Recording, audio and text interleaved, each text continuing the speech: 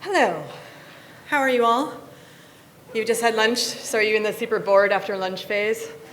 Wondering, oh my God, there's another grown-up who's gonna come and talk to me. I remember I've been thinking about this, we've been planning this and discussing this for ages, and in typical naughty student format, I only pulled my slides together last night, but I've actually been thinking about you for months. I've been thinking about you because I was trying to remember what life was like when I was 15, which was a long time ago. But I remember it like it was yesterday. And so I have crafted this presentation with you in mind specifically, as though my 15-year-old self is in the audience. So I hope that I do us all justice. 42, almost 43-year-old me and 15-year-old me are talking to you today. So I'm Stephanie Hare. I'm a researcher and a broadcaster, which basically just means that I'm a nerd who talks a lot. That's my website. I was told I had to get a picture on my website. I hate having my photo taken, and I actually hate being on camera, which is awkward because I do a lot of TV, but I can't see me. I'm just talking to all of you, so it's fine. And I want to bring this point up because I remember when I was 15, you're still getting used to your body, and you're getting used to everyone else getting used to your body, and I just remember that took up way more brain space than I kind of wish it had in retrospect. I worried way too much about that stuff. So I'm here to tell you, don't. It's a waste of time. Just get on with having fun and learn what you want to learn. So as you can see, I have 3 buckets, or sandboxes, I guess, probably a better way to play it, 3 playgrounds that I like to play on. History, politics, and technology. I am regularly told, I've been told my whole life, you can't do all the things that you're interested in. You need to focus. That'll probably sound familiar to you as you're like picking your GCSE subjects, and you have to think about your A levels, then you have to think about what you're going to study at uni, and then people start wanting to know what you want to be when you grow up. It's a total drag. I just ignored them. I just did what I wanted. I've done what I've wanted my whole life. And my dad told me something. I don't know if you're taking notes. Don't feel like you have to, but if you want a little piece of advice that I found really useful, my dad said to me, don't let other people's perceptions become your reality. And he is a really inspiring person to me, and I just want to give him a shout out because I know we're going to be talking with some dads and daughters later. My dad never put any limits on me, and nor did my mom. I was really lucky. I had amazing parents who were like, we are here to support you. If you want to do history and politics and tech, why not? Do it. You're going to have to work hard, but do it. And that was great, because it meant that I kept things nice and broad. And you have to have lots of things in your play box, right, in order to then start cross-training and doing stuff together. Because I started out doing history on its own. Then I did politics on its own. And I've done technology on its own. And now I weave them together all the time.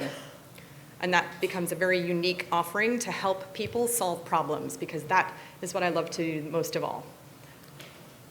So this is the part where I thought I would try and demonstrate that I am actually a grown-up and not 15. So education.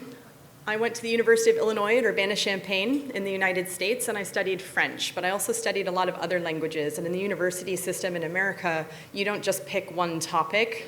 If you do a liberal arts degree to study a language, you're still doing math and science until the age of 22.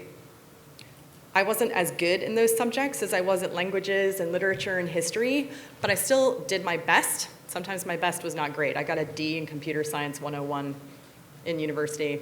The irony of me working in technology today, that is not lost on me. My teachers are laughing somewhere. But it meant that I was fearless about learning.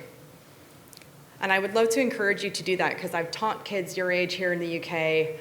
I've taught at Oxford, undergraduate students. I think it's really important to keep learning math and science if you are in the sort of arts side. And if you go for the science and math side, keep reading history, literature, keep going to art galleries, go to the opera, go to the theater, do the things that you can to really cross-train yourself. First of all, it's part of the joy of being a human being, to learn as much as you can. But second, you really want to have as many tools in your toolbox. You never know when that stuff's going to come in handy. It's weird. So have a broad mental ecosystem. I decided to leave math and science behind at the age of 22, and I specialized. I did a master's in theory and history of international relations, and then I did a PhD in international history when I interviewed a war criminal for 3 years in French. So that French language that I did as an undergrad came in really handy later. But trust me, in high school, when I announced that I wanted to do French, everyone was like, why? There's like 60 million people in France who speak French. And then when you look at the entire French-speaking population of the world, right, it's like 150 million or something. It's huge. You are never going to be as good as native-born French speakers, so why would you waste a university degree studying French? You should go and do, I mean, people are telling me, computers, you should do Japanese, do a useful language, right? They came up, everybody had opinions. There were a lot of opinions, I remember, in high school. Everyone was telling me what I should do, but I just knew I really loved my French class. It didn't feel like work. I loved it. I was memorizing vocabulary for fun. I just wanted the best French accent I could have, and I really, really wanted to live in Paris. That was my plan. My dad was like, great, well, how are you going to support yourself? And I was like, I will figure that out, even though I didn't actually know. But and sometimes your parents kind of piss you off a bit. You're like, stop asking me questions all the time. I didn't know, but I knew I would figure it out. I had that trust already because I knew I loved it, and I knew that when I loved something, I was willing to work hard because it didn't feel like work. Now, in the professional experience side, I've tried to color code this. History stuff's in red, politics is in purple, tech is in green, and you can see I basically sort of bounce around. Basically, every couple of years I get bored and I need to switch over. I don't know if any of you are swimmers here or do track and field, but some of us who are athletes like to specialize in one sport, and some of us like to do the pentathlon. All right, or if you're a swimmer, you might just do the front crawl. I like to do the medley. I like to mix it up. I don't want to play just one musical instrument. I'm really greedy about life, right? I want to eat all of the foods. I want to speak all of the languages, and I want to talk to all of the people and have all of the fun. This is very tiring sometimes, but has meant I've done a lot of really interesting things, and I worked for big companies like Accenture, which have I think 500,000 employees now worldwide, and a tiny company like Oxford Analytica based in Oxford, which is a political risk consultancy firm, family-run firm. I think it's like 40 years old and maybe has, if they're lucky, 70 employees, so really tiny, right? So massive experiences. Palantir had about 2,000 people when I worked there. It was 75% engineers, most of them men. Most of the stuff that I've done, I've worked with mainly male colleagues. So it's very exciting for me to get to be with loads of girls today. Hello, hello, fellow women. I've been a really serious scholar at St. Anthony's College, Oxford, where I basically sat in a library for 2 years and seriously nerded out. But then I do stuff with the BBC, where I'm on radio and TV. Why not? And I'm sorry about the little thing across the bottom there. There's an important point on languages. So I loved languages. I started French and Latin at the age of 14, added German when I was 17, and experimented to varying degrees with Spanish, Italian, German, again, in uni, and then Arabic for a couple of years while I was working at Accenture. At Accenture, I was learning computer languages. But 9/11 had just happened, and that was a very important event in my country. So I wanted to learn more about the origins of that situation. So I started taking Arabic classes in my spare time while working with engineers. So you can see, super nerdy. But this was important because talking with people in foreign languages is one thing. Talking with machines is another. But a lot of girls get really turned off to the science, technology, engineering, and mathematics subjects called STEM.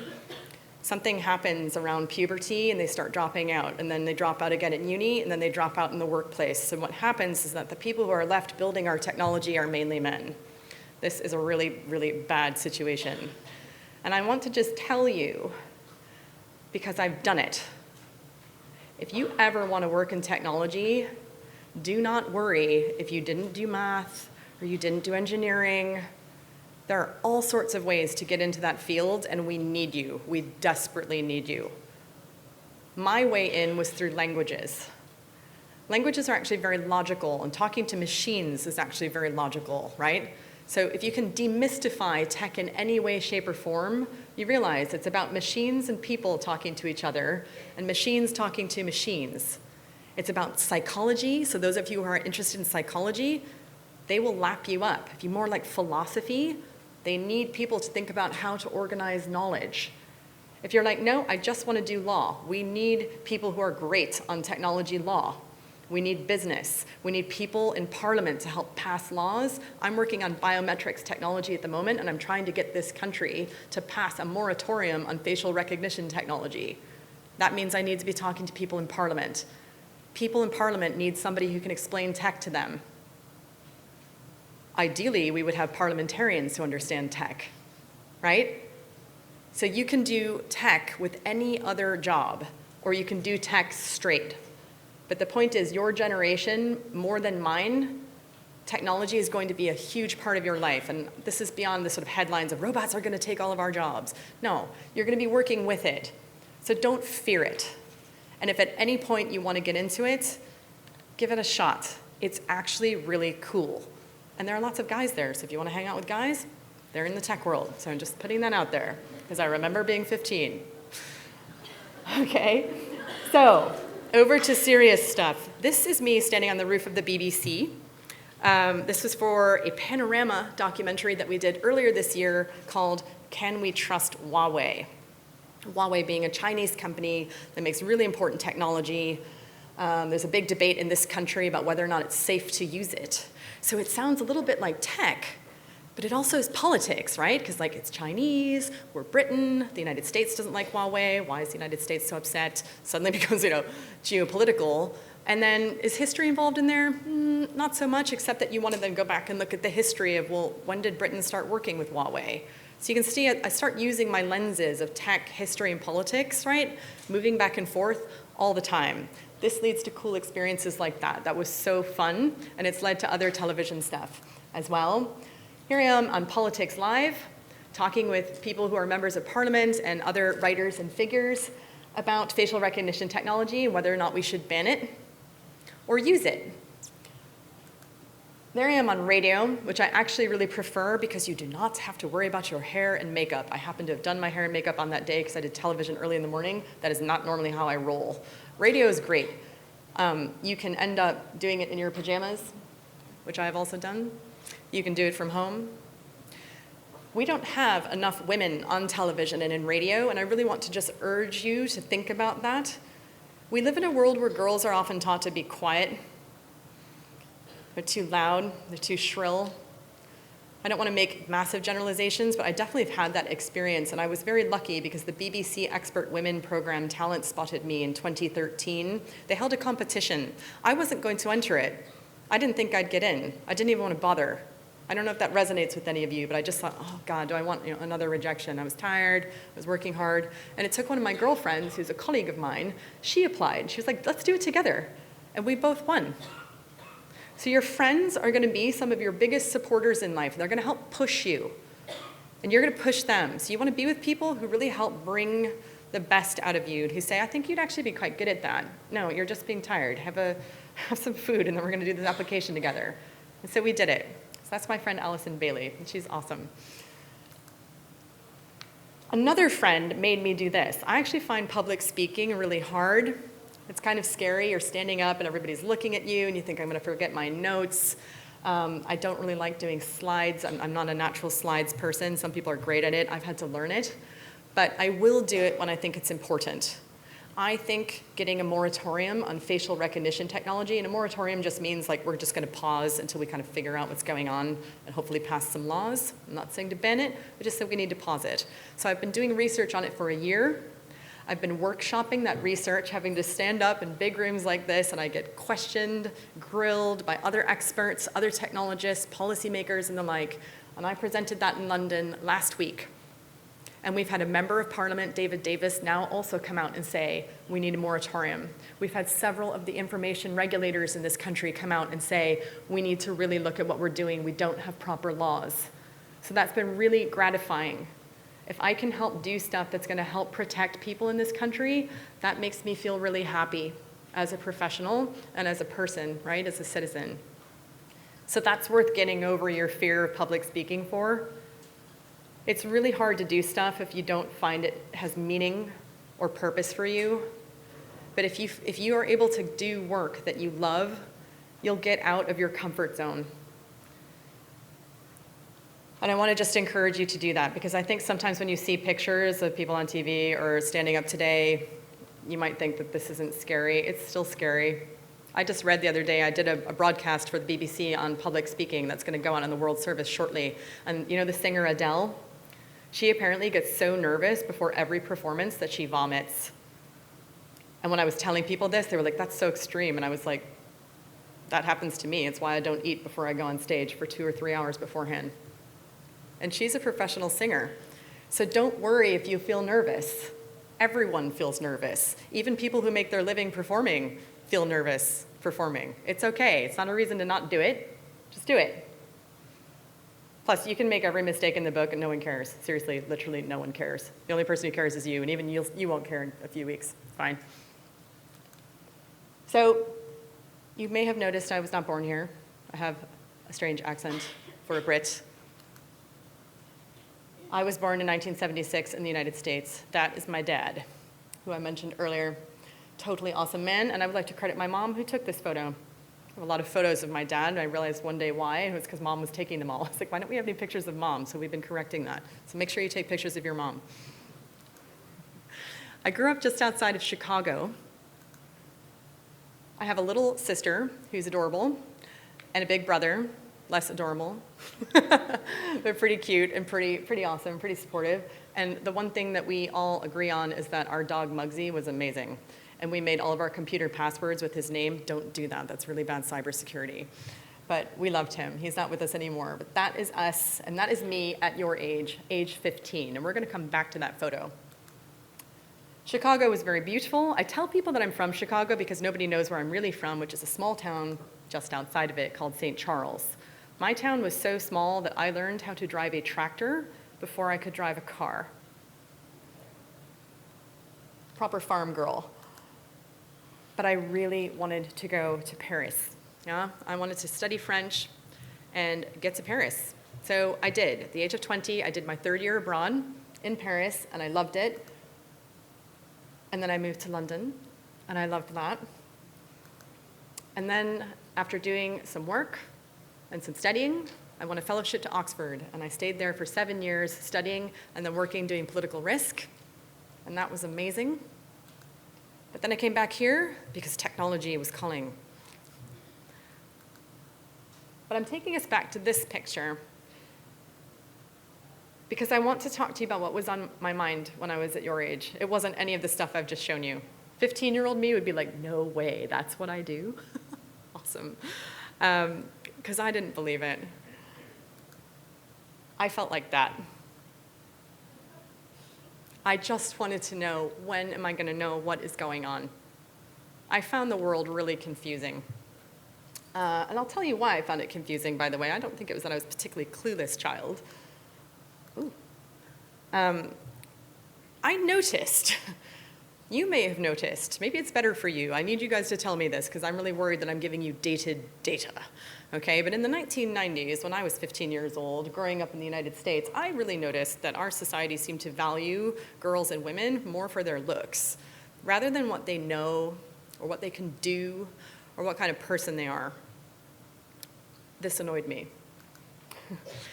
I started asking questions. I am still asking these questions, okay? I wanted to know, why don't women get paid the same as men for the same work when they've got the same skills? I really want to know that now that I'm the lady getting the paycheck, often finding out that my male colleagues earn more, something I've experienced my entire career, as has every single female friend of mine. Okay, and P.S., we often know that because our guy friends are awesome and will tell us. So it's not that men are the enemy, it's that like the structure is the enemy. Okay, something's going on and it's wrong. I wanted to know why women didn't get promoted as fast. And why they didn't rise to the same high levels. Like a few get through. There's always exceptions, but I was talking sort of generally. You know, I was just looking around. I didn't understand what this glass ceiling business was, and I wanted to know why it only affected women. You know, men weren't ever complaining about the glass ceiling. I wanted to know why more women weren't creating businesses, why more women weren't professors at university. Like all my teachers were women in junior high and high school and primary school, but when I went to college, when I went to uni, all men. And by the time I was doing my doctorate, forget it, mainly men. That was history. It's not like women can't do history, so what's that about, right? I wanted to know why there weren't more women in government. We're half the population. Why weren't we in the US Congress and equal representation to men? It was weird. Why hadn't there ever been a US president that was a woman? You know? We only had our first Supreme Court justice in 1981 when I was 5. I wanted to know why women do more housework and more childcare than men. Even good men. That stuff adds up. My mom was tired. She was a tired lady. She had 3 kids, and basically 4 if you counted my dad, plus a dog. And he'd be the first to admit that, right? She's an amazing woman. And I just thought, what the hell is going on? And that was when I was 15. And I was like, why do men think that's even okay? Why do women think it's okay? And then I was like, wait a minute, do women think that's okay? So because I was so confused and because I was a nerd, I decided to do the only thing that seemed like the logical solution, which was that I was just going to study and learn as much as I could about the world to see if I could figure it out. You will note in the baby picture that there's some books in the background. Books are my superpower, and they're also my refuge. Whenever I don't know what's going on, the first thing I do is go and get as many books as I can on it. This is a really amazing superpower, particularly today. Loads of people don't read. It's weird, but they don't read books. So if you read books, particularly if you read a lot of books, and particularly if you read more books than anyone else in the room, just trust me. Happy to talk about that one later. So I was very curious. I wanted to learn as much as I could. This turned out to be rather a lot. I've been learning for 43 years now. And my warning for all of you out there is there is no cure for curiosity. Once you decide to get starting with learning, you will not stop. And I love it. I wanted to show you a historian action shot. I don't have pictures of me doing political risk or technology as much because those are on TV, but my historian work is actually the work that's most fundamental to me, and it's the one that means the most. That's the one I did my degrees in. This is a picture of me at Auschwitz.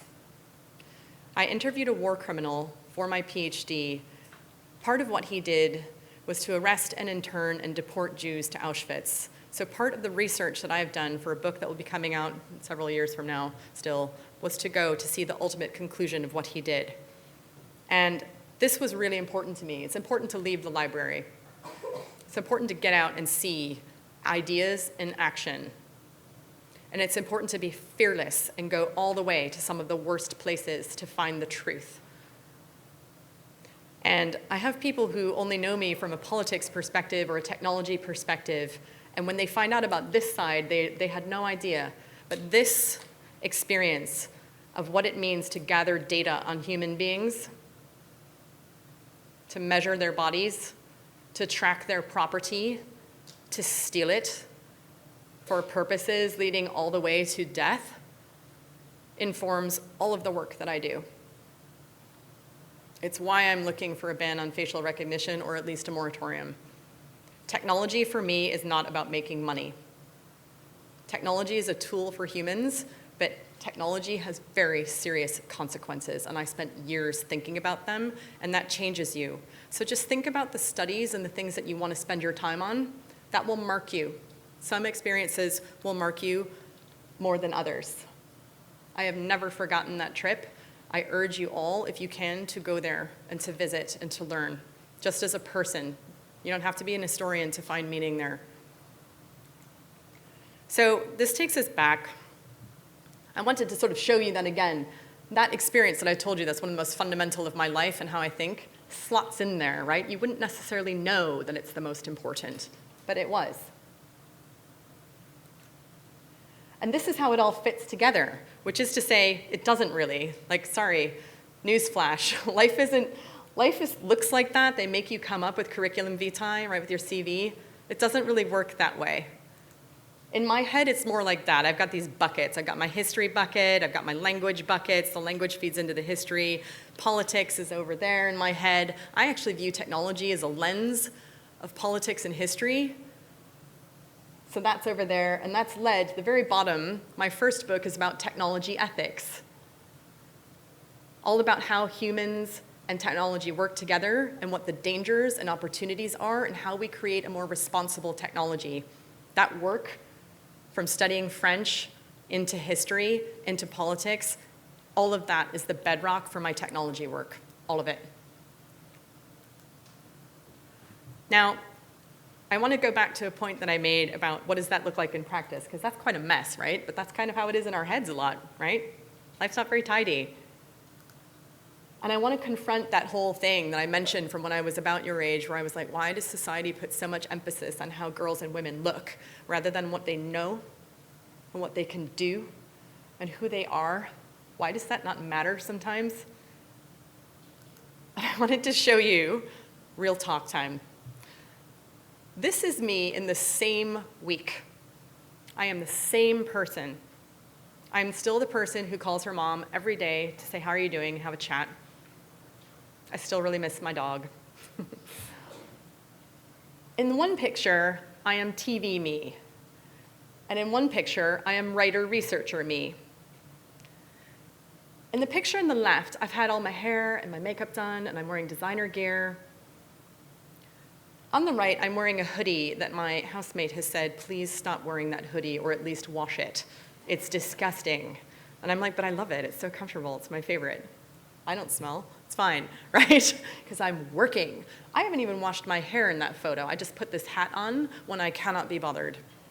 I am not wearing any makeup. I probably look better according to society's standards in the picture on the left, right? That's what we're kind of socialized to see. That's what's on Instagram. I actually had a really bad day that day. I am not a happy person on that day. That is my I am not happy smile. My mom can spot it, but most strangers can't. Picture on the right, that's when I pressed send and sent my latest chapter to my publisher. You can see in my eyes the real smile.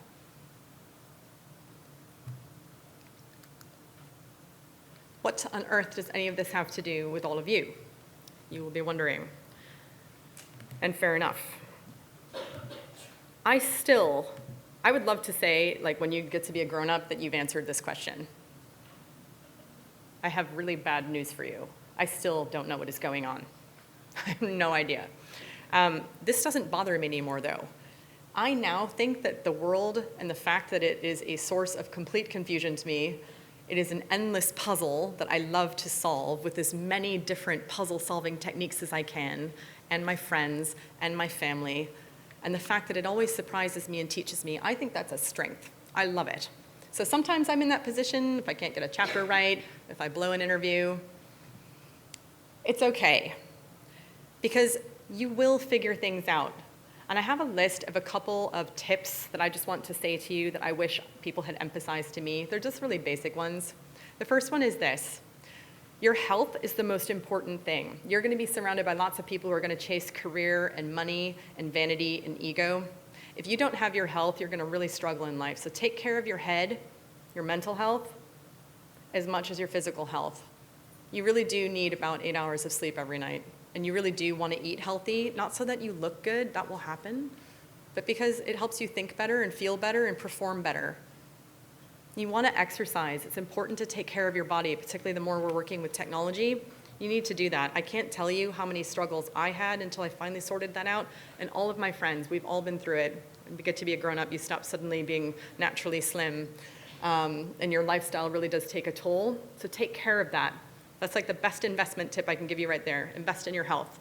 Invest in your friendships and your relationships. Happy people do better work. You will be a happier person and you will have a much better life if you get on as well as you can with your family and friends and feel part of your community. And that means staying off the phone as much as you can, unless you're using it to stay in touch with people. Actually hang out with them in real life. The phone and the computer make us feel like we're connected, but I don't think we are. I think it's like the junk food of communication. Try and do it for real as much as you can. Learn how to spend time alone. There's going to be a lot of times that you're going to be alone in your life. Some people find that really scary. I find it like a miracle. Like, at last, alone, right? That's when you can spend some time with yourself. Financial freedom, particularly for all of us as women, it's really important that you understand your money, how to make it, how to save it, how to invest it. If you choose to be in a relationship with a man, with a woman, with whoever, that's great. Always know what you are doing with your money. And that doesn't mean if you're like, but I don't know how to do it, that's cool, go ask. There's so many people who will help you. But get in the driver's seat on that one. Do not defer. That's really important, and I'm really happy to talk to you about any of this afterwards, but just if I can stress that point, I wish people had told me about it. Guys do this all the time, by the way. They are on it, so I want you to be on it. Social media is evil. I'm just going to tell you that now. Spend as little time as you can on it. It's proven, I'm a researcher, trust me, it is proven to just make you feel bad. So, minimum. And then defining moments, and I'm going to end on this one. There are going to be moments in your life where you're going to have to make choices, and not everyone is going to understand those choices, and they might even disagree with you profoundly. I'm talking your family, I'm talking your friends. You need to have spent enough time with yourself, and that's what I mean about learning how to spend time alone, to know your values, to stand behind your choices and sleep well at night. Cultivating your values, strengthening them, learning from your community, testing your ideas and questions with your family and friends and your peers is going to help you prepare for those defining moments, and they will come. Not one of you will avoid this. I'm still wrapping my head around some of these concepts like forgiveness and repentance and atonement. Those are like religious concepts, and I'm not. But I think they're really important. You're going to have moments where you're going to have to decide the kind of person that you want to be. You want to feel good about those decisions. So you are 15, 14, 16 right now. You are just getting started. There is a whole crew of grown-ups who cannot wait to work with you. There's going to be a lot of amazing men who are going to want to work with you and support you. We're going to be interviewing dads later so you can hear from some of them. And I just want to reassure you and let you know I am here. I've told all my female friends that I was coming to do this today, and a lot of the male friends as well, and a lot of my male friends who are dads of daughters. We've had lots of chats to get ready for you. And they all said, just tell them this. Let them know that we cannot wait to work with them. So many people are waiting on the other end of your education to solve problems with you and help you become your best selves. And we can't wait to meet you. So I'm going to look forward to talking with you after this, but thank you very much for listening. You've been a great audience.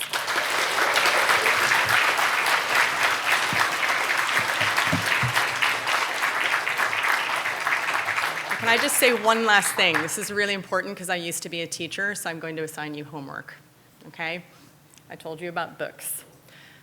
Someone I know, her name is Caroline Criado Perez, wrote a book called Invisible Women, Exposing Data Bias in a World Designed for Men.